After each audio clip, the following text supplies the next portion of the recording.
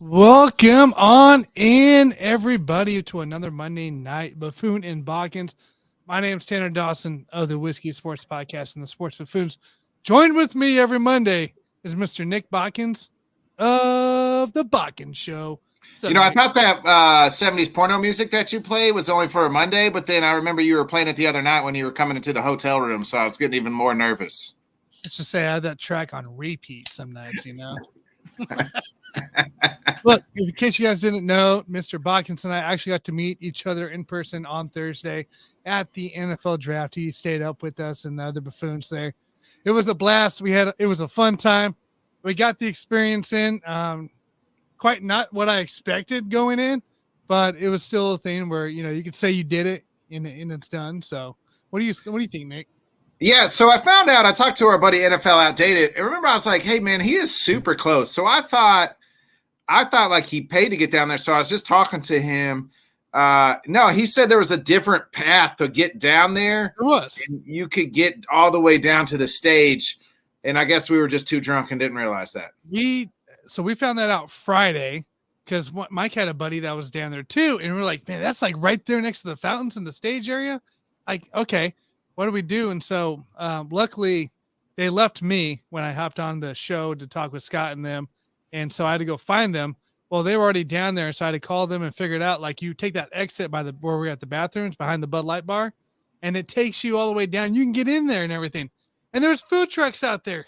Ah, man. I felt pretty gypped on that one that we didn't, do our research very well. So it was still cool. It was still a blast. I think I'd rather probably stay where we were at Thursday night anyways, because I'm sure down there was going to be a pain to get around anyway. So, oh yeah, for sure.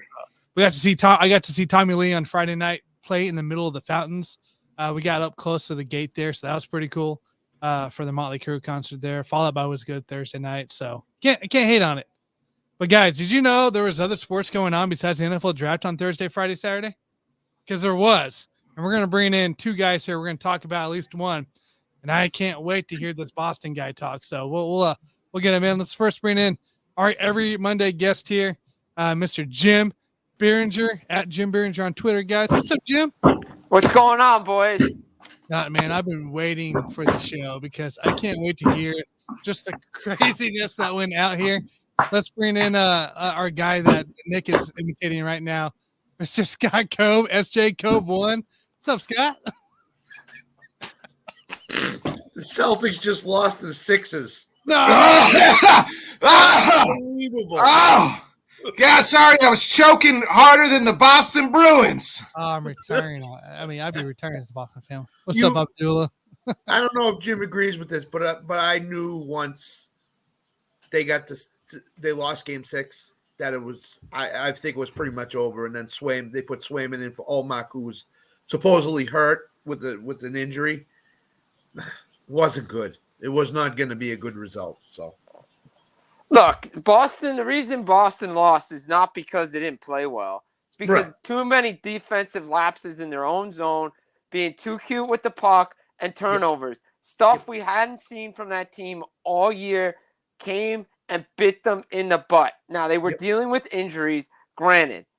But when you're up 3-2 in Game 7 with under a minute, you can't turn the puck over. You can't let them have attack. Puck's got to get out. Same with Game 6. You score a shorthanded goal with 10 minutes.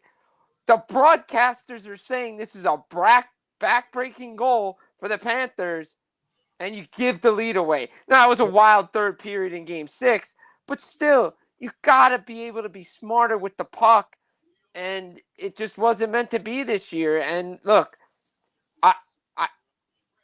I'm not going to say I have this confirmed. I'm not going to say anything. But the way Patrice Bergeron left the ice last night tells me he's done playing hockey. Yes. That's just what it feels like. That was the talk up here today, Jim. Through all the talk shows, is Bergeron done? And the conclusion everybody came to based on how they saw last night in his post-game press conference, he's done. Jim, we sat here 2 weeks ago, and you said pretty much write them in, in Bruins in the Lord Stanley Cup Finals, and here we are. I said, Jim, I says that there's this weird thing that like if you're the best team, you always lose in the first round. You're like, not this team. That's what you told me, Jim. You said not this team. This team's different. What the hell happened? And it is the biggest choke job in hockey history. I wouldn't say the biggest. It's probably one of the biggest because for those who's not around, I only saw it on videotape. But the high-powered Edmonton Oilers, before they were the high-powered Edmonton Oilers, took on a team called the Los Angeles Kings. There's a game called the Miracle on Manchester. They're up 5-0. Lose that series. That was only game 3. But this is pretty historic because, look, Boston's up 3-1. They were up in game 5. Florida tied it. Marchand has a chance to win it. That was the turning point of the series for Florida. Good teams like Boston, I'll go back to the Devils of 03. They handle their business so you're fresher later on in the playoffs. New Jersey took care of their business against Boston that year. Tampa, they needed some overtime games. That's when they were ready for Ottawa and the Anaheim long series. Good teams have to take care of their business early in the first round. Look what Vegas did with Winnipeg. Now, Winnipeg gave them a fight for a couple of games, but in the end, a good team's supposed to come through. Boston, defensive lapses, turnovers, just burnt this team. And give credit to Florida to go make the goalie change. I didn't think Swayman played particularly bad in Game 7, but I think there were a couple of goals he would want back. Yeah. Didn't So I think the thing I heard too this morning was, Boston had opportunities with the free net and they kept playing defense. Like they wouldn't attack for whatever reason. They wouldn't attack. I believe that's what happened too in this game is they stayed defensively, which they hadn't done. I don't feel like all season, right? No, they're usually a pretty attacking team. Usually attack the puck pretty well. I mean, that's a great shot by Montour, but still, you have to be on him. With the extra attacker. Don't look towards the open net. Just get the puck out of the zone. And usually things happen. Hey, give credit to Florida. They played hard. They were a resilient team. I heard this coming into the series too.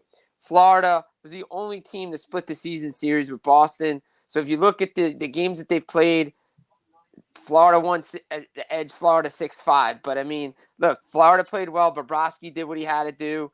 I'm just – if I go back to it, maybe I start Swayman in Game 5. Maybe I tell Bergeron, I know as much as you want to play, maybe take the night off because the Bruins played well in Florida without those guys. Mm-hmm. And they were in the series and the chemistry was there without Bergeron in the lineup. I know he wants to play. I know he's a competitor. I'm just, where was Brad Marchand? He was non-existent in that series. Jim, what's more surprising to you? I know you ain't got much time. I know your Devils are up 2-0. In a second. We got limited time. So going to the third. But so bigger surprise here that the Panthers pulling off the upset are the Kraken, baby, beating the defending champs.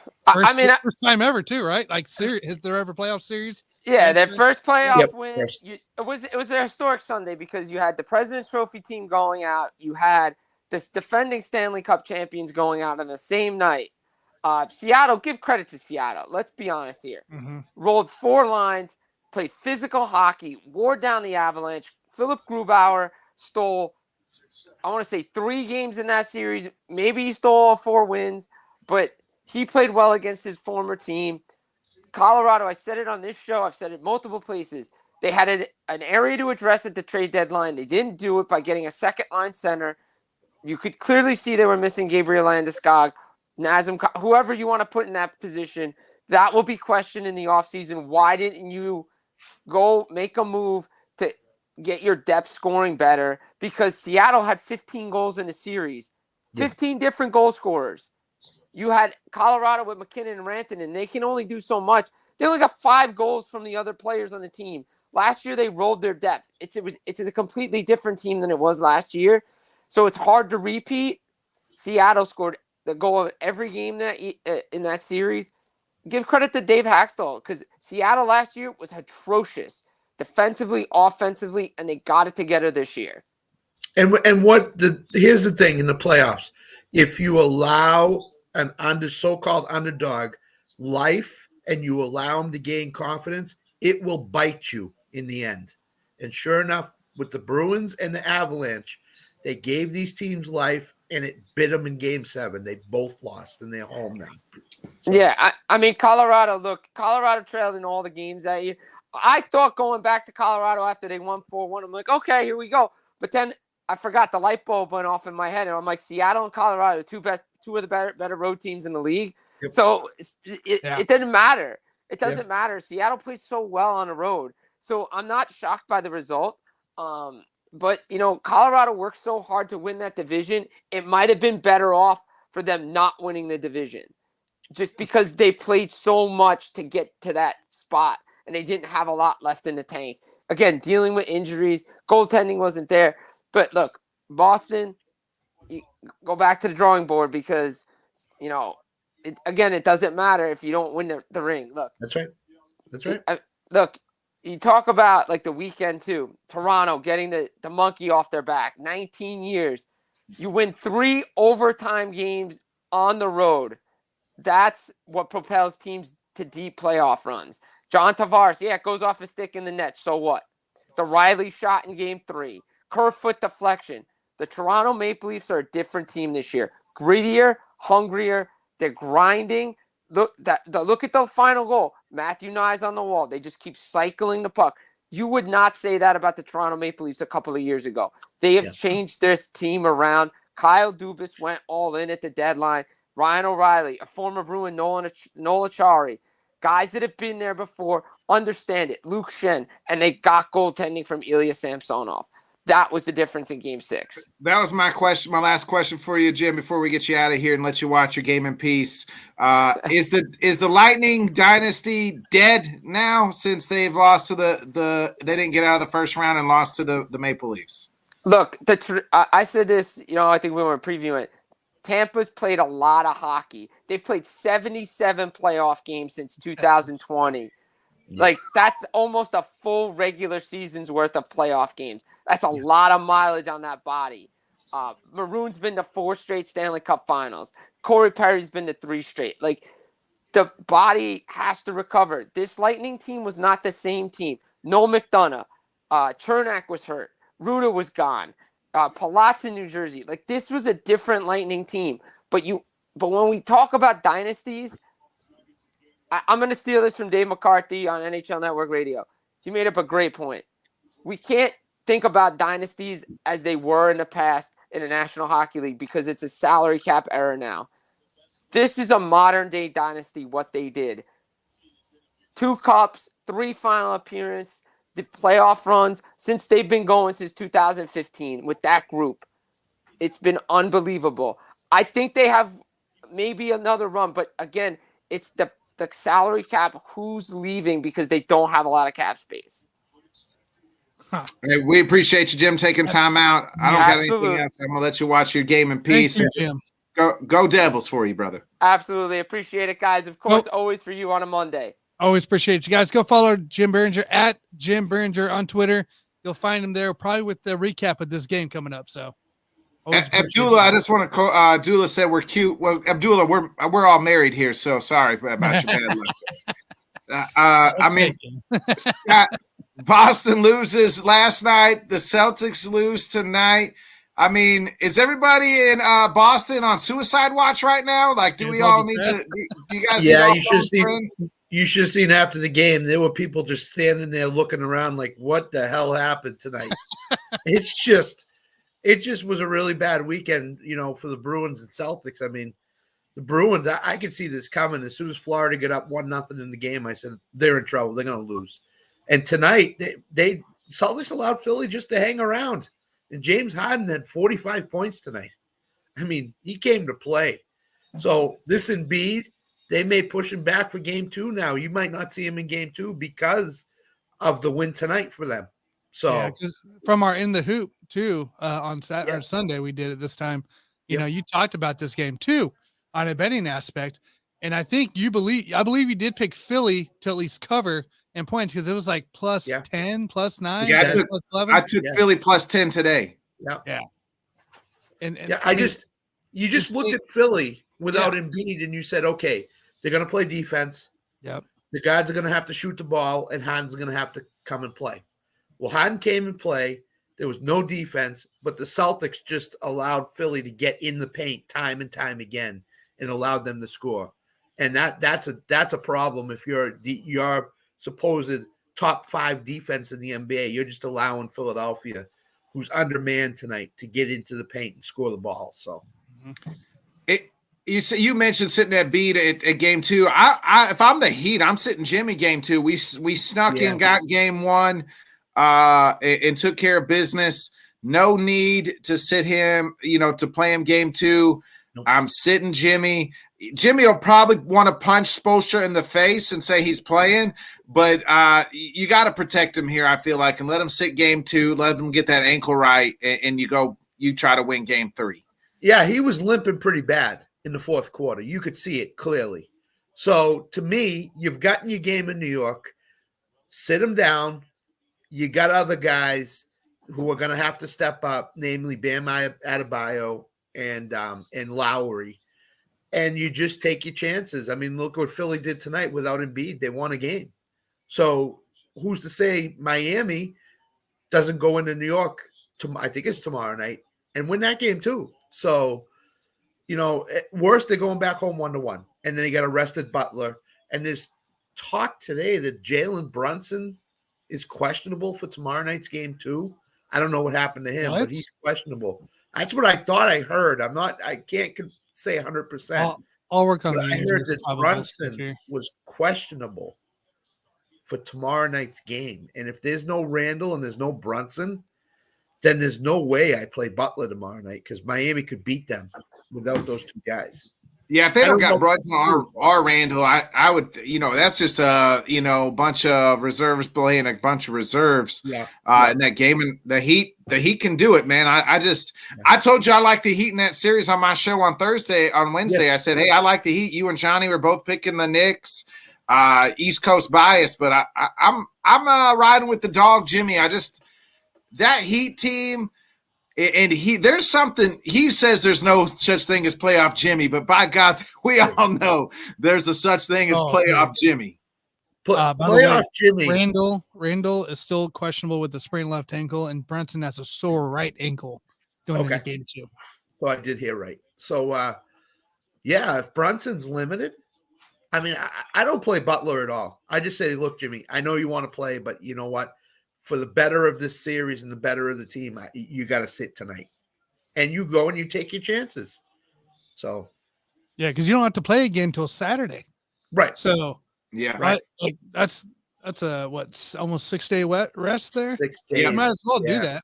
Yeah. I don't know about you guys. I hate how the NBA separates. There's too much time off between the games.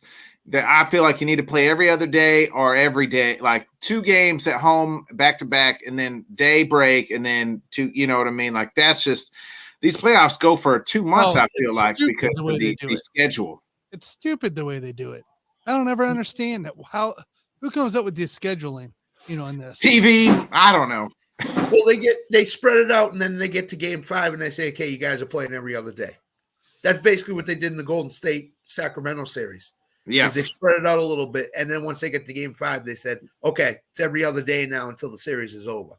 So, same thing with Miami and New York. They're going to go to game 4 or game 5, and then they're going to say, "Okay, you're playing Wednesday, Friday, Sunday," and that's it. That's what they got. Yeah, yeah. Because and May 8th, that's, May 10th, May 12th, May 15th. So to finish up the series, it's a detriment to any team that's playing in the playoffs right now. You can't get any rhythm. No. Every other day you get a rhythm. Every 3 or 4 days, you don't get a rhythm. So, yeah, I just don't understand that. What do you think of this Nuggets Sun series, dude? Because I really do believe that I don't like the Suns are playing right now. They just started here, but I just don't feel there's enough depth there in the Suns. Like you said, they had to average like between Booker and Durant 70, and that's if Durant or that's if even Ayton can compete with the boards down low with Joker.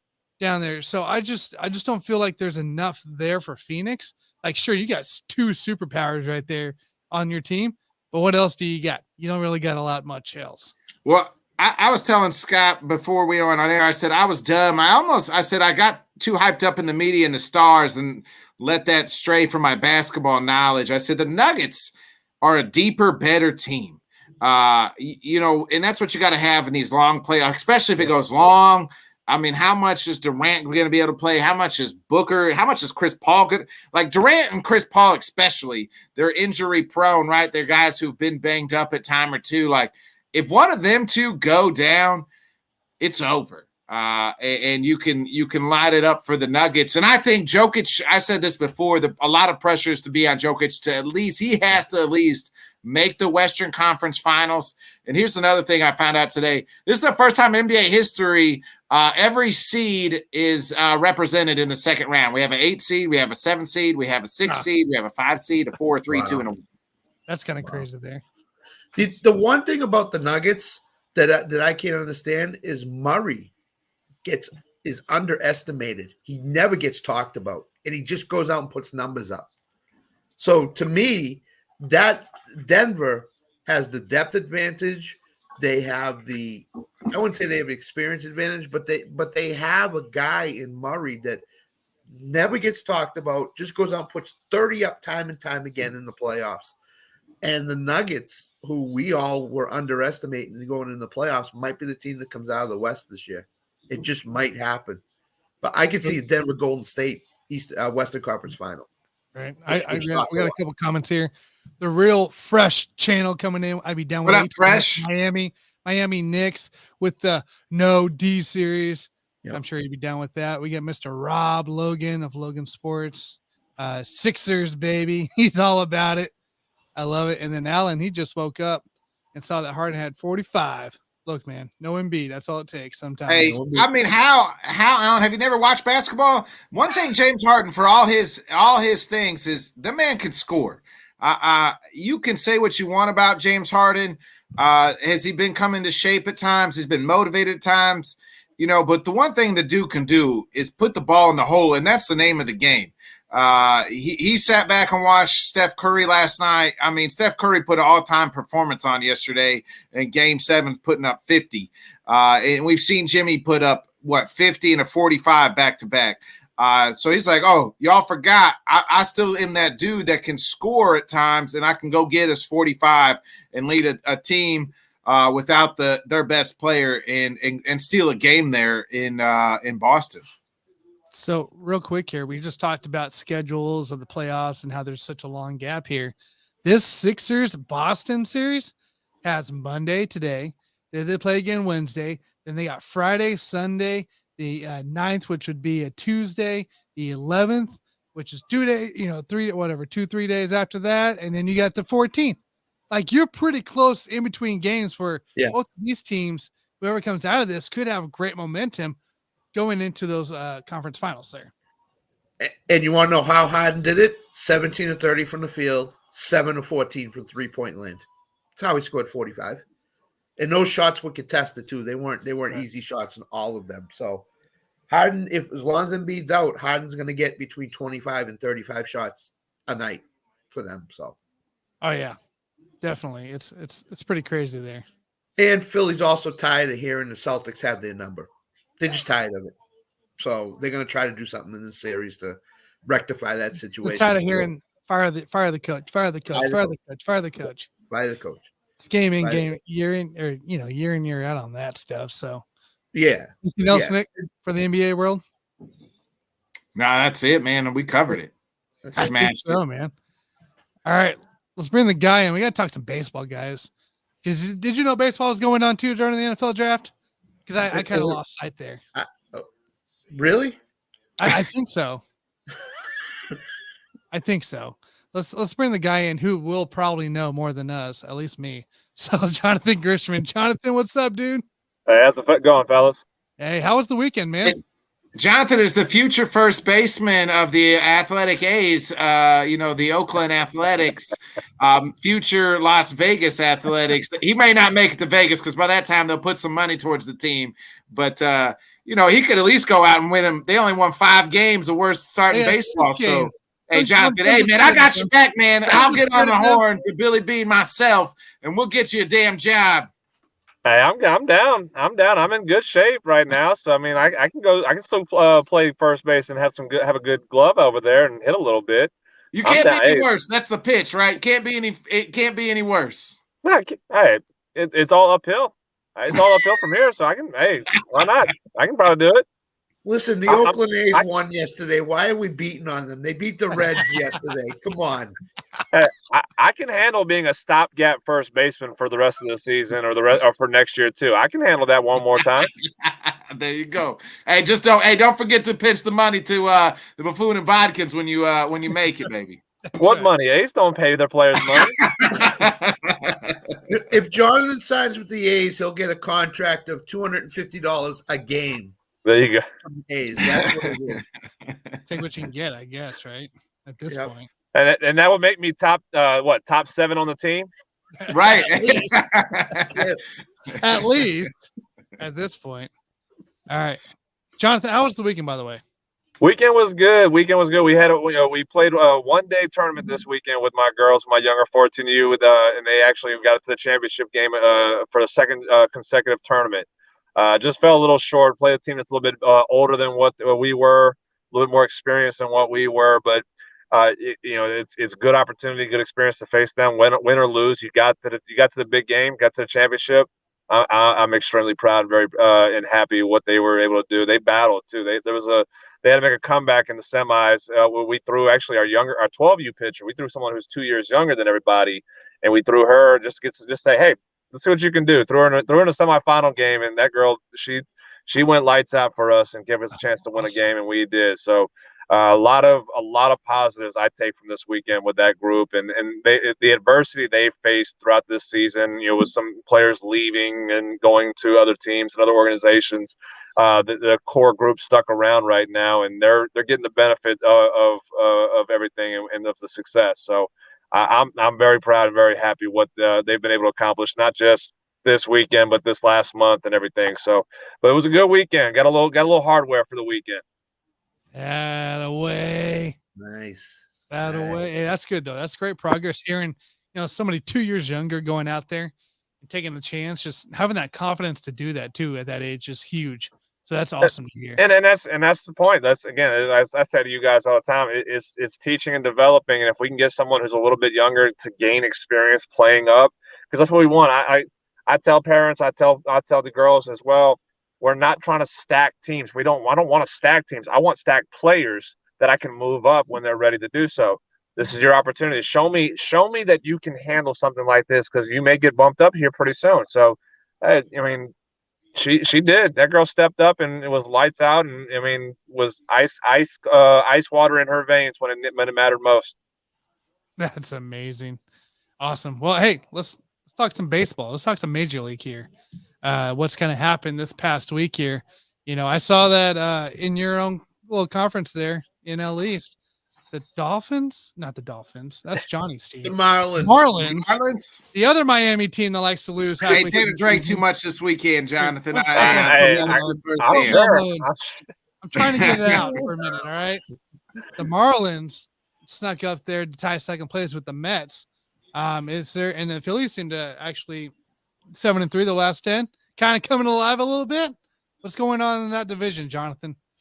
Well, we talked about how competitive the division was going to be. It started out really slow with the Phillies kind of being what they were at the beginning part of the year. The Marlins not really there. I know the Nationals are still the Nationals, but we said this was going to be a very competitive division.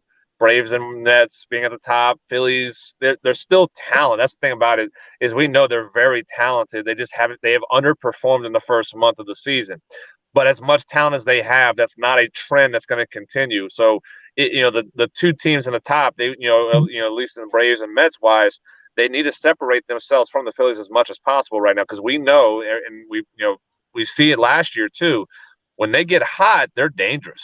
And that's what we're trying to, as the rest of the teams in the NL East, you're trying to prevent that, that team from getting hot. Because Bryce Harper going to get healthy. He's not going to necessarily be the same Bryce Harper, but Bryce Harper in the lineup is still a dangerous thing to have. And with that team, being with JT Realmuto and Trey Turner, and being one of the best offenses in baseball, you add Harper in there, who will get healthier as the season goes. kind of makes it a little bit scary right there. So we knew this division was going to be talented. We knew it was going to be a very competitive division. It was a matter of time for the other teams, and Marlins are a good team. We've said that. I've said that for the last couple of years. The team was a playoff team just a few years ago. In the COVID year, they made it to the postseason. So it's not like it's a shock that they're a bad team, but they might be a bad team, but there's a lot of talent on that roster that Miami has. So at what point do they figure it out? And at what point do they start playing well? Well, we're starting to see it a little bit right now. That it could be a 4-team race in this division. And as a Braves fan, I don't want that. I want it to be 2 teams, and we separate from the rest of the pack and everything. But as a baseball fan, as a watcher of baseball, this division is good enough to where you can have 4 teams, much like the counterpart, the AL East. You can have 4 teams in that division competing for a title. It very much is the same in the NL East. We got Bo out here saying it's hot.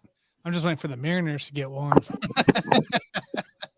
Jonathan, what should we expect with Bryce Harper coming back off that Tommy John? Are you surprised they didn't put him in the minors and let him get a few at bats? So they just said, "Hey, he's off the DL," and away we go. I don't think that was really. I think that was more of Harper's decision not wanting to go down there. If it was up to the team to say, "Hey, you're going to do this," they probably would make him do that. Go get up a few bats. I think that was Harper's decision, and it's more of. And I look at this aspect as a player in the minors. Why would I go put myself at risk knowing that those guys are in minor leagues for a reason? The control's not quite there. So if I'm going to put myself at injury risk, I'd rather not do it in this case of it. Harper's good enough. I think he can, he in his mind, and he's actually done this in the past too, where he doesn't go do rehab assignments, where, he just says, I'll be fine. It'll take me, give me 2 weeks of big league at bats. I'll be ready to go. The expectation, I don't know. I think it's going to take probably about 2 months to really see that Bryce Harper we've known for so long now, just because that arm, that it's going to take time to get that strength back. And that's his lead arm, being a lefty and a right-handed thrower. That's his lead arm. So that's the positive for him, because that power's in that backhand, that top hand, being the bottom hand. The quickness comes from that bottom hand. So how fast is that bat going to go through the zone? That's going to be the question mark. How quick is it going to get to the point of contact, and how strong at contact is that arm going to handle? That's going to be what's going to build up here, and it's going to be probably 3 months that we can actually see that out of him. Is it DH strictly for him? I've read that maybe he might play a little first base even. Yeah, I think the beginning part, I think at least for the first month they'll DH him. Yeah. And they're testing him to see, when can he start really being clear to throw? When can he start doing a lot of the aspect of fielding, fielding side? That may take time. But I think that's something. Would you rather an athlete like Bryce Harper, or you have the rookie that you've been putting there, or Alec Boehm, who has to play out of position to play, to kind of get in the field? I'd be okay with Bryce Harper at first base, and knowing that, hey, he can throw a little bit, maybe not 100%. But it's the best argument is, how many throws does a first baseman really make a game? You're lucky as a first baseman to actually have to throw the ball once every 4 games. So that's where you kind of hide him a little bit out there and make sure that arm's protected. But yeah, he's going to DH the first month, and probably by June they'll start putting him in the field to at least get some work at first base and kind of utilize him there. And they can put Boehm, who's a much better third baseman, back at his natural spot, and kind of balance the infield out a little bit more from there. Jonathan, talk about the Yankees. They're starting to so-called bury themselves in this division here. I know they're hurt. I know there's a lot of injuries. Judge is going on the IL because of his hip. But talk about the Yankees and what you're seeing from them right now. The Yankees are kind of what we thought they were going to be. I mean, like they were a good team, but they have holes. They have flaws. Like, that roster it's not a deep roster. It's not a talented roster. You have top level players, Aaron Judge, Garrett Cole. But after that, Anthony Rizzo's on the back end of his career. Giancarlo Stanton can't stay healthy. Yeah. Almost in a way, you kind of see why the Yankees don't like to keep young players around. They trade them to try to get better talent. So their fan base has been like, why are we getting rid of our young players? You're kind of seeing why. they haven't really gotten the players that they need to develop to elevate the team and be able to get younger and get younger and more talented. And that's what they try to do right now. They try to cut costs. They let Matt Carpenter go. Carpenter's playing really well in San Diego right now. But you let these young guys that you have with Cabrera, Volpe, they're there. They're playing well, but not what you need to be, especially how hot the Tampa Bay Rays are playing right now. I mean, again, Blue Jays being a hot team as well. Again, talking about the division itself, this was not the right time. In my aspect, I don't think this was the right time for the Yankees to kind of cut costs, bring younger players, and develop and say, hey, go keep the train moving and be a contender in this division. You picked the wrong time to do that and the wrong players to really do it as well. So you're a flawed roster with a lot of injuries. That doesn't make things better. And at some point, they will get healthier, but how much better will they be? And at what point do they get it figured out and get better? I don't know. I don't really know that right now because, again, yeah, you have the top level players, but the depth is not there. And that's the problem for the Yankees right now. Jonathan, we're now officially a month season over with, and I don't want to keep us too long because the nursing home is going to shut the lights off on Scott, and he's got to get tucked in. So, in the month so far? Who's the biggest surprise to you? And then on the back end, who's the biggest disappointment? Biggest surprise, Pittsburgh Pirates. I don't think there's any question about it. The Pittsburgh Pirates have come out of nowhere. We talked about when we did the season preview show. We were talking about is that the Pirates or the Reds are the worst team in the division. And I said at times I think the Pirates were a better team on paper than what they were probably going to be, just because they have a lot of young talent. Well, that young talent's playing well. Again, is the numbers showing it? I don't think their stats are really showing just how well they are playing.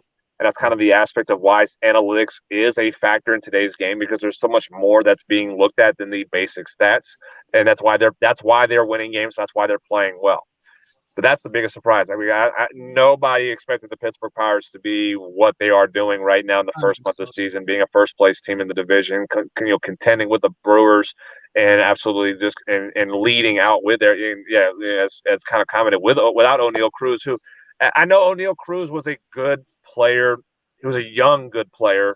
He was not a superstar. He was a budding potential guy that could look into being a superstar, but he wasn't at that level yet. He was a wow factor. Threw the ball 95, 96 from shortstop, can hit a ball 120 miles an hour, but he was a young player with a lot of holes in his game. So losing him did hurt, but at the same time, it's not like if they lose Brian Reynolds, how much that's going to affect the team, or losing Brian Hayes, how much that would affect the team. Cruz hurt, but you can survive without O'Neal Cruz right now. Like once he develops a little bit more, hey, then we can have a different conversation on how that looks. But that's the biggest surprise. I don't think there's any question about it. The Pittsburgh Pirates being what they are. If anybody says that they saw this coming, they're lying. Yeah, that's for sure. 100%. They're plus 48 run differential, and they're 8-2 in their last 10. That's insane. Well, and still no double-digit loss. Didn't they? Well, was it last week or maybe a couple weeks ago? Didn't they sweep the Dodgers? I thought they swept. Right. They won 2 out of 3. Yeah. The Dodgers won 1. So I mean, like that, and I said like last week. I think that was last week where I did the show on Tuesdays with Alan. That series with the Dodgers, even though we know the Dodgers are not as good, that was a telling series how they were going to be. So, and taking 2 out of 3 from them, that's huge. That's absolutely huge for the direction the Pirates are coming from. For disappointment, there's a couple of teams I could look at and say that I'm disappointed in. And I feel like they are one of the biggest disappointments in the season. One of them being in the same division, the St. Louis Cardinals. Hell yeah! Hell yeah! Just because the expectation, again, you have 2 MVP candidates, you have, Cy Young candidates, and Jack Flaherty. I know Wainwright, Flaherty's been injured at times. Wainwright's been injured at times, but you still have so much talent, young talent too, and you're not able to figure it out. And your manager's going to get fired at some point this season or after the season. It's a known fact that's going to happen. To save his job, you got to figure it out, and they haven't really done that. They've just been kind of flat throughout, and it started with the Braves series in St. Louis beginning of the season, where Marmol absolutely torched O'Neal, wrongfully, I think, should have handled it a whole lot differently to make the situation better. He didn't. It's been a dumpster fire in St. Louis right now, and I don't see it getting better. That's one of the disappointments. Hey, we can't say that though. I mean, it's Jonathan. We say it all the time. They're the fucking Cardinals. They'll probably be below 500 in September, and then win 15 games in a row or some shit. But to the point this year, the manager, nobody either wants to play for or has faith in them. But you sent Jordan Walker down. He wasn't doing anything wrong, and you sent him down. Okay, that's number one. Number two, to Jonathan's Pittsburgh point, they're playing Tampa Bay starting the series this week, so we'll find out really quick how good the Pirates are. But to the St. Louis point, it's not the same Cardinals team as it has been in the recent past because of the manager. So, I agree, and I think I said the players don't want to play for Marmol, and the front office doesn't even want him. As a manager of the team, like they're ready to move on. They're just waiting for the owner to say yes. Well, let's go do it now. And I don't think it's a matter of when, not if, Marmol loses his job. I had this discussion with a Cardinals friend of mine. Why fire Marmol now? Because if the interim does well, which it has, I mean, if you remember, what was it, Mike Schilt a couple years ago? They fired Mike Matheny. Mike Schilt took over that job, and they ended up making a run to the playoffs. So why not just keep Marmol, let him do a shitty year, and then that gives you all the fire, and then you can bring in Molina at the end, which that makes sense to me. My other question here is how much of that pitching staff, Miss Molina, because my guy Willie Contreras is just not quite fitting in there, and is it because like he can't handle that pitching staff the way they're so used to Yachty and the way he called games, which is a Hall of Fame type way, or and now they're going to Wilson Contreras? No, I agree with that. I think it's a different culture, and you have more veteran. You have the veteran presence of Adam Wainwright in that pitching staff. I showed actually a couple of my kids on the baseball team the video of Wainwright doing his bullpen session on ESPN, and how he talked about the routine of the pitching staff, not just for him, but there's a procedure that has to be done. That it's this way that builds success. It's the Cardinals pitching staff way to do. Contreras, they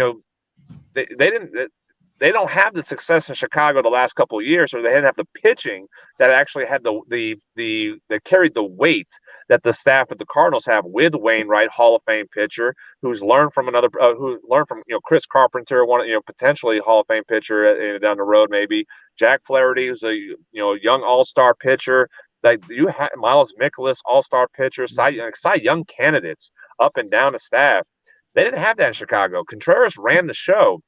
Molina and Wainwright ran the show in St. Louis, and they build the culture and procedure that is done with them. Contreras has to be, and that's the hard part for a catcher, is understanding to build yourself the repertoire with the pitching staff and understand, yes, I've done it a certain way, but in this situation, I have to adjust to you guys. I don't think Contreras is really doing that. I think he knows how he handles pitching staffs, and it has been combative at times with the staff and the procedure that the Cardinals have done. And it's kind of it just doesn't look crisp. It doesn't look clean. It doesn't look like what we've seen out of the pitching staff run by Molina. And that's where you're kind of saying it. Can it be fixed? Yes. Contreras is a top 2 catcher in baseball. It's a matter of buying in. He has to buy in to the system. You see that LaShawn Murphy with the Braves, how the pitching staff and what the success of the Atlanta Braves for the last 5 years has been with the pitching with them. He's bought into making sure that he follows suit of what they do that makes them successful. Contreras has got to do the same thing with St. Louis. To answer to the second question, the first part of the question, as far as why would they move on from Marmol now in the middle of the season versus, I agree. I think they're going to wait till the end of the season because they want to give Molina a fresh start. They don't want to put, because again, that's who's going to be the manager at some point. Why make the decision now? If that happens, the players are absolutely just fed up.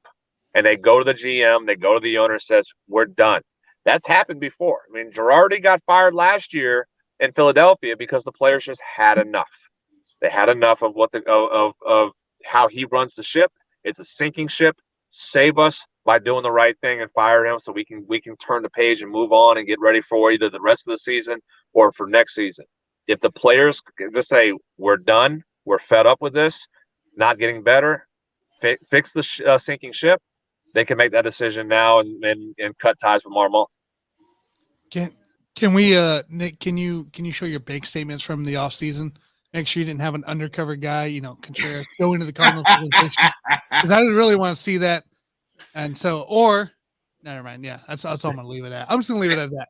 Hey, I'm happy right now. The Cubs are playing good. The Cubs are playing good. I'm not saying we're going to make the playoffs, but we're respectable.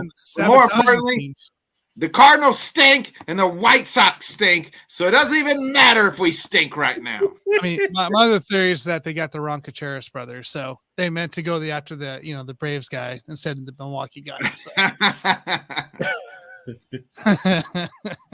And don't forget, there was a few years ago when Bobby V was up here with the Red Sox that the players just completely mutinied him out of Boston after 1 year. So that's going to happen with my mall here pretty soon. I think the players will do that. Management and say, get him out of here. We can't play for him anymore. He's got to go. And the Bobby V, that was never going to work in Boston. Right. I never understood that one. It was never going to work. It was a complete 180 managerial style that they went from, previously to Valentine. So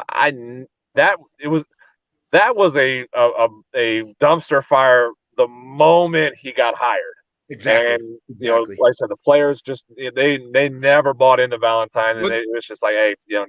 Weren't they coming off the beer and chicken? That was the year after the beer and chicken, right, Scott? No, that was a couple of years later where he was John Henry's buddy, and they had gotten rid of John. I think it was right after John Farrell had left. Okay. I thought it was after Terry Francona and the beer and chicken. I was like, well, it was 180 because they they were all getting drunk and eating chicken and then they didn't bring in old crazy Bobby Valentine. You know what? It could have been before it could have been before Farrell. It could have been the year before Farrell came in. It was one of those two. But Pedroia pulled him aside and just ripped him a new one because he said that's not the way we do it around here. Here's how we do it. He was a buddy of John Henry's. John Henry said, we're hiring him. I don't care who else you got. He's the manager for our team. And then 2 weeks into it, David Ortiz and Pedroia went to management and said, out. See you later. Done. We don't 2011, guys. 2011. Yeah. No. Yeah, so that would have been after Terry Francona. No. Yeah, Carl Crawford and Terry Francona were the two exiled, the scapegoats, essentially, on that team. For the beer. The beer and chicken and the collapse. Yeah, the collapse when they lost that last game in Baltimore. They hired Bobby Valentine after that. They hired Bobby Valentine after that, and then Farrell came in. So they were like, "Oh, if you guys don't like the friendly manager in the way we do things with Francona, and you guys are getting drunk and eating chicken, we'll bring in crazy Bobby Valentine." And then they were like, "Nah, we still don't like that. That's way worse. We promise we won't eat beer and chicken in the clubhouse anymore. Don't get this guy out of here." The Bo Sox were like, "We hate winning. Let's just give us a new guy." Yeah. Well, that's what it was. It was you scapegoated Francona, who was one of the best managers the franchise ever had. You brought in this guy who was a complete clown show. It was a complete clown show in Boston. And then the players wanted Farrell, so they went to Farrell. He won the World Series, and then 2 years later after that, he was out too. And now Alex Cora is here, and they're surprised. They beat Toronto tonight, so they're a surprising team right now in the American League, at least. So 6-4, last 10. They're still positive in the run differential, dude. Yeah. Just fans just heard me say all the way drunk and chicken, and then of course they were in. Well, they're all about and video games down there, so video games too. The only hope is Houston Astros out there. So let's see. What did Kale say? Kale said, I want Vera to get a chance to manage. He wasn't the captain for nothing. I like to see the opportunity. But I love Cora. I think he does a tremendous job with that team. So Cora's going to be here, I think, for as long as he wants. And then once he's ready to give it up, I think. If they didn't move on from him after the cheating that took place, because it was the Astros, Red Sox, Yankees, all being accused of the electric cheating, sign stealing. Exactly. If they didn't move on from him like the Astros did with Hinch, Cora's not going anywhere anytime soon.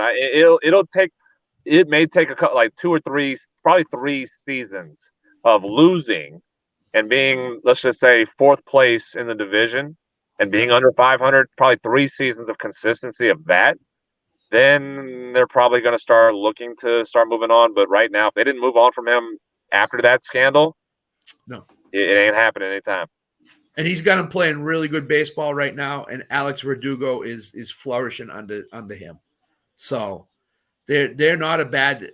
Their pitching staff's not great. It's kind of decent, but Scott, you've done a 180 on this team. Earlier this year, you told me they absolutely stink, and the peanut guy and the nacho guy were fielding first and third. I was waiting for it. If you look at them, flipper, you're a flipper, Scott. Flipper all the time. No, but for this team right now, they're playing better than everybody expected, including me. Now that may change if Sale doesn't get his act together and Kluber doesn't get his act together. That they're going to go right back down into 5th place again. But for right now, at least they're over 500 and they're playing a good brand of baseball on the offensive side.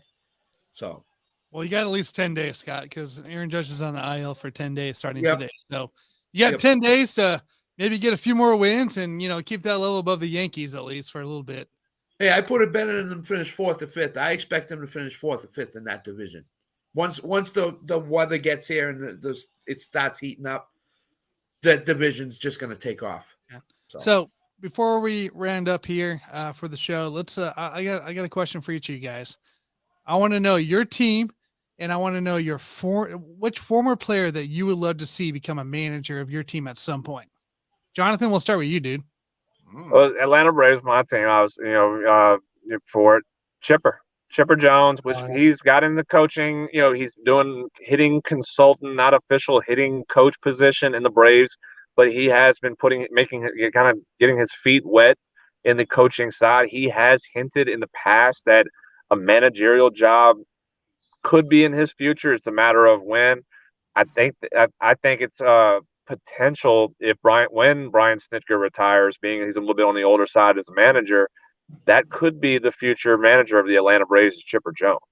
Like I say, he's gotten himself back into the organization. He took a year off last year because of the COVID vaccination requirement that has been lifted. So he's now he's got a hitting consultant. He's working with the Braves hitters. I mean, this team, when he started being a hitting coach for the Braves, that offense, Austin Riley being one of them, Ozzie Albies and Ronald Acuna, they went to another level. Austin being the main beneficiary of Chipper's teaching, he became an all-star, became one of the best third base hitters in the game because of what Chipper has worked with him and taught him. So that's a potential that it could happen probably in the next 5 years. I think Snitker has kind of hinted at times the next 3 to 5 years it could be his retirement time. So Chipper's the guy. Chipper's my all-time favorite player growing up. Love Chipper. Love to see him be the manager of the Braves and be able to get that opportunity. Awesome, Scott. What do you got? Mine's the Red Sox. That's my team being up here in Boston. There's 2 guys I would give you. One is Veritek, captain of the team when they started to become successful. Was Mr. Red Sox, tough, determined, hard-nosed. Knew the game of baseball, knew these lineups backwards and forwards. So I would say he's one. And the second guy I would give you is Tim Wakefield. I think that guy was a Red Sox, when they got him from Pittsburgh, his career was floundering, and he became Mr. Red Sox through the early 2000s because of the home run he gave up in New York in 2003 that lost it for them. And then he came back the next year and pitched even better. And he pitched against New York and had a great series against them, ALCS. So I don't know if he wants to be manager or not, but that would be the second guy that I would be looking at is Tim Wakefield. I was actually expecting you to say Pedroia. That's kind of what I thought. I don't think Pedroia wants to do it, so I would leave his name out. I mean, if Pedroia and Ortiz, one of those 2 guys has shown that they would like to do it and get into coaching, then I would say them ahead of Wakefield. But neither one of them has shown an interest Ortiz has been around, but he's never shown an interest in coaching. The other guy I would give you is Pedro Martinez. I was going to say Pedro, but he loves TV too much. Yeah, both Ortiz and Pedro, they both love they got that cushy job with TBS. They're happy. Yeah, they're good. They do. But every time that you see Pedro in February, he's in Red Sox spring training. He was up in Toronto a couple of weeks ago working with their pitch. So he's all over the place working with pitchers. So I would say probably Varitek would be first, but Wakefield would be close behind him. All right, Nick, who are you disappointing us with for Chicago Cubs? So several years ago, I wanted Ryan Sandberg, and then he got a management. He had two, I think. He did great in the minor leagues with the Cubs when the Cubs were building that core up. And I was like, man, that would be if he could just follow him straight to the majors. Then he got the job in Philly, and that didn't work out well for him. So I'll cross him off the list. We already have David Ross, and I don't really know how I feel about David Rossi as my manager. So I will give you this guy, Mark Pryor. He's a pitching coach of the Dodgers, does a really great job. They're always one of the top best pitching teams in all of baseball. So give me Mark Pryor to come back home to the Cubs and be our manager. Interesting one. I like that. I was thinking either Kerry Wood or Mark Pryor, thinking about those days for you. So I'm glad you said Mark Pryor there. Yeah, Mark Pryor's he's already involved. He's done coaching, right? Yeah, he's the Dodgers pitching coach. Yeah, and they do all right. I mean, they've been disappointing enough time. They're just one of the best teams in baseball every year. It's all right. The name Nick forgot to mention is Contreras with the Cardinals out because he sunk them like a rock now. So he can come back to Chicago anytime he wants. We'll build this. Hey, if they do awful for 3 years and he's their starting catcher and they're dead last every year, we'll build him a damn statue. And half of it will say Cubs winning the World Series for the Cubs. The other half are putting the Cardinals in the basement, baby. You wouldn't want Sosa? Yeah. Hey, everybody. Hey, I want black Sosa, not white Sosa. And I want non-juiced up, everybody on the juice. When Sosa comes back as manager, you can have Mark McGwire as a hitting coach, Barry Bonds as the strength and conditioning coach. We got Big Z, Carlos Zambrano down there too. Clemens is your pitching coach. Clemens is pitching coach. And Pete Rose is putting bets in for you. Don't worry, guys. Taking care of that. So real quick here, Kale says Boggins, y'all need Zambrano back. Big Z, baby. Hey, man. So, guys, I will classify my team as the Royals. We are one win above the A's right now, baby. Yeah, we're not last place. Look, mine's to be soon ex-Royal. Will be retired here in about 3 or 4 years. Maybe 5 if he keeps going, if he gets off the Royals. Salvador Perez will be my pick because I'm classifying him as an ex-Royal easily after this year. I just don't think they keep him. But I think Perez would be a great one. He's been part of the 2 winning seasons that we've been apart for in Royals, last 30, 40, 60 years. So I'd be excited for him. My other guy, it's a guy back in the 90s I grew up on, Joe Randa, played third base. I thought he was a very smart player back then, even though my young age. I still thought he was very smart. I think he'd be a really interesting hire as a manager. I mean, we can't go anywhere, so we might as well try something here. So, but that's mine on that. No George Brett or Frank White? No. Neither one? No. Leaving them out. George Brett had a stint as a hitting coach, and I'm good. I don't want none of those big guys. I want Gordon. What about what about what's his name? What's his first name? Gordon. Alex Gordon. Yeah, I about said Jeff Gordon. I knew that wasn't right. Thought about him, but I just don't see him being as interested. He had issues even starting to play or start for the MLB where we had to send him back to the minors at times. So I just don't feel like there's I don't want to say the love of the game. I don't feel like there's that dedication maybe that he could bring to the game either. Because towards the end, he kind of felt like he was checked out, which can you blame him? After, 2 World Series wins, you finally struggled all the way up till then. I can't blame the guy.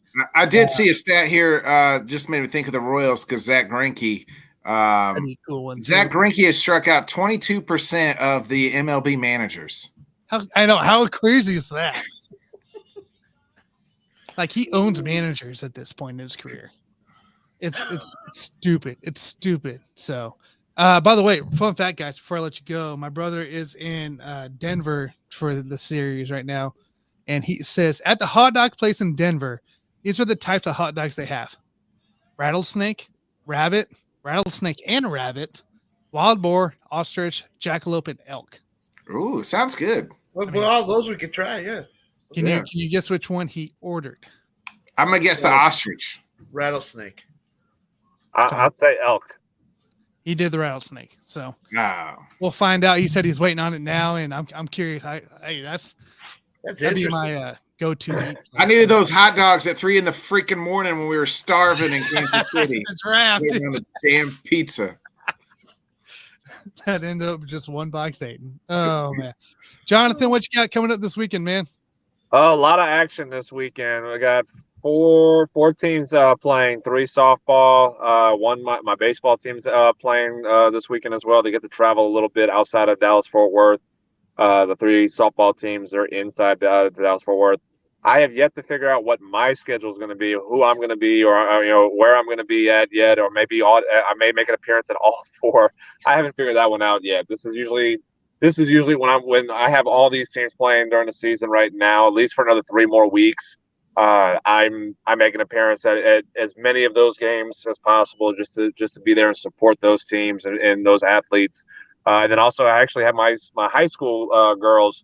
They start their first scrimmage. There's my 16U and 18U scrimmage each other this weekend on Sunday for the first time. So we're ramping them up with high school seasons ending. They start their college showcases next month in June. So we're trying to get them ramped up and ready to go, and get them to understand what the expectation is on how to be approached by colleges.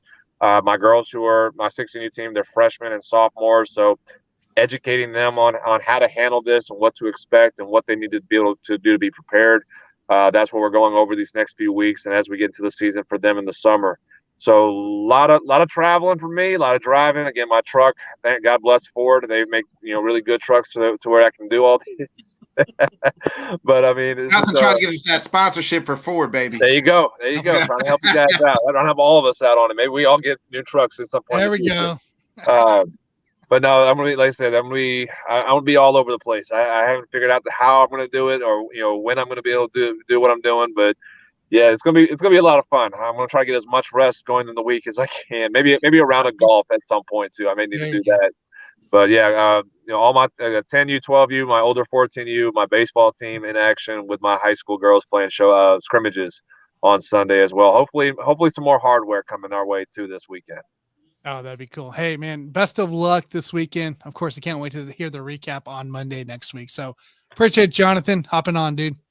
Absolutely appreciate it, guys. Hey, best of luck to you, Jonathan. Hey, Jonathan. Kick some ass this weekend. Thank you, guys. Yeah. Take care. All right, guys. Before we wrap up, I want to hear just a quick, your number 1 team that won the draft real quick. Botkins, go. The Eagles. The Georgia Eagles. Yeah, right. The Philadelphia Bulldogs. Insane. One of them. All right, Scott, what do you got? I'm going to say Houston, because I think they got their quarterback. I think they got their premium defender, and I think they did some nice picks in the middle round. So I'm going to say Houston won the draft for me. I got Finished Seattle. second because I got Nick's pick. I got Seattle, who actually, I watched a video that was posted 10 days ago that Seattle has been the number 1 since 2012 in just draft turnaround and grades. And I think they did it again. I think they went after depth positions they needed to, well balanced overall between defense and offense. I just think that they were like, hey, we lost some guys and we got to get rid of some guys that we got to replace.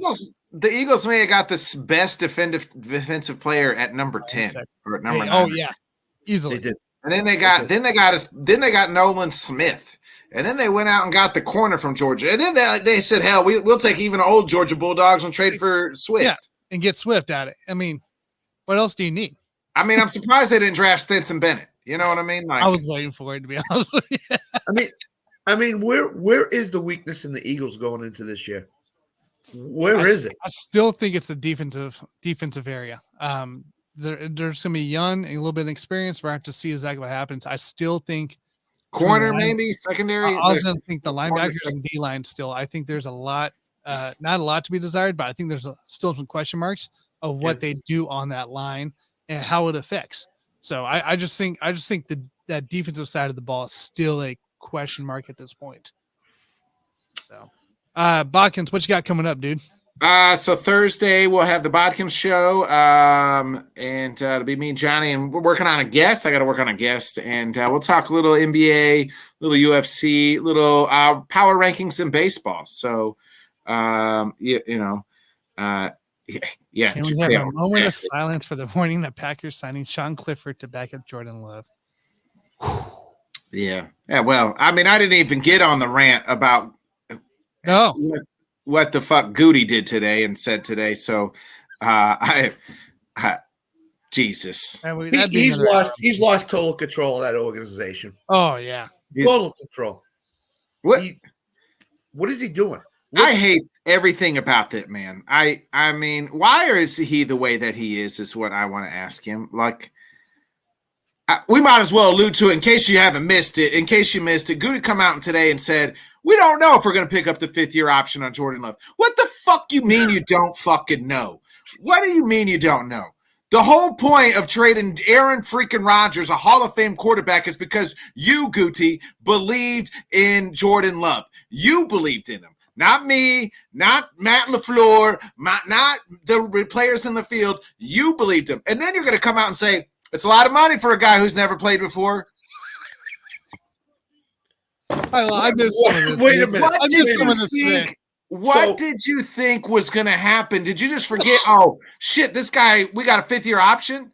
Like, what was the point? You're the one that pushed Aaron out, and then you're like, nah, Jordan, you know what? Never seen the guy play. You sat watching for 3 years in practice. You're the one that said he's ready to go. And now you're like, man, I don't know if we should. So what's his 5th-year option worth? Like $12 million, maybe $13 million, whatever it is. Do you want to pay $45 million like the Giants paid Daniel Jones a year?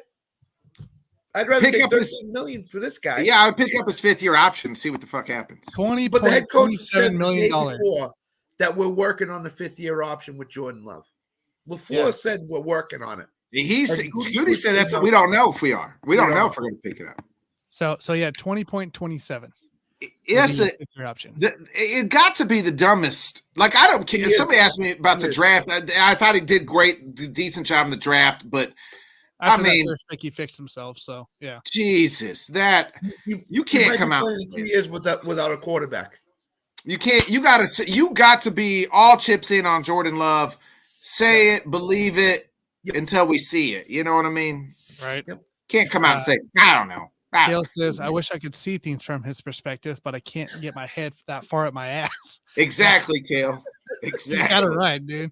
Exactly. You got it right. It's so frustrating. So bad. All right. Well, at least that was the rant then. Quick look at the Packers before we sign off. Aaron Jones is going to be out the door after next year. Jordan Love might be out the door after next year. So now A.J. Dillon, whoever their quarterback is, and their wide receiver room is not great either. So, well, I mean, we got Christian Watson, Dobbs. They did draft the Michigan State Reed kid and 2 tight ends. So, yeah. Well, the Samari Torrey breakout stat next. Yeah, Samari Torrey, baby. Maybe there's another St. Brown brother somewhere that we can pick up. Equan Ekimis St. Brown. I think actually, Tim, you know who the Packers quarterback in 2 years is going to be? Jared Goff. Probably. God damn it. So you signed Quentin Cephas for we signed Quentin Cephas after his Dylan, if he stays healthy, Watson's is strong. We will be tanking for Williams this year. I would rather do that. Yeah. If I were the Packers, I'd do that too.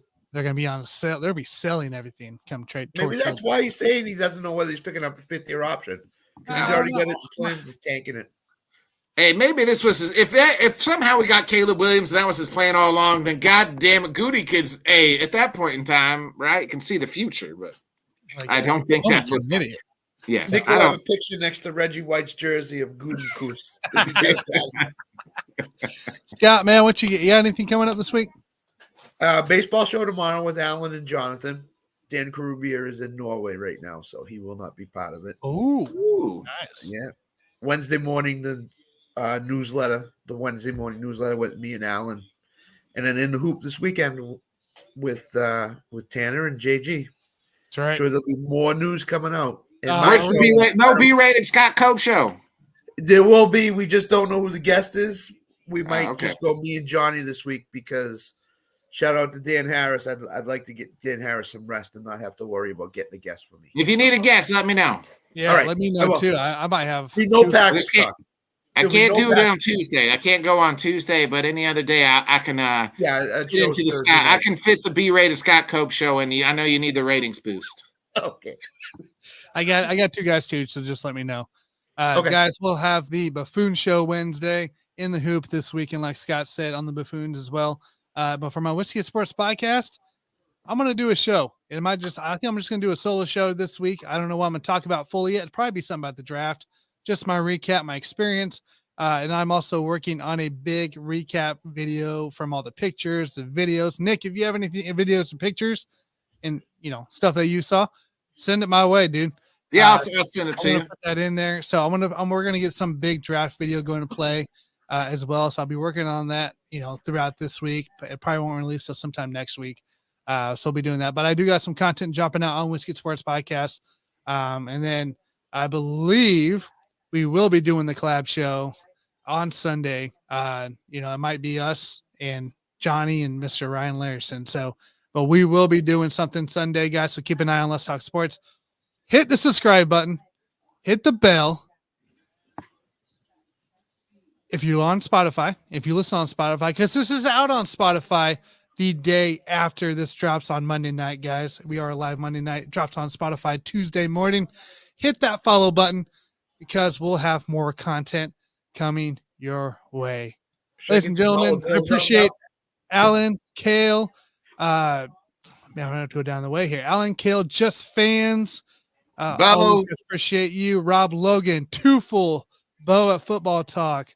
Even that weird person who I don't know if they were trolling us or not. Rush Channel. Abdullah.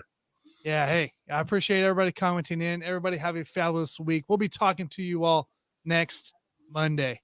See you guys.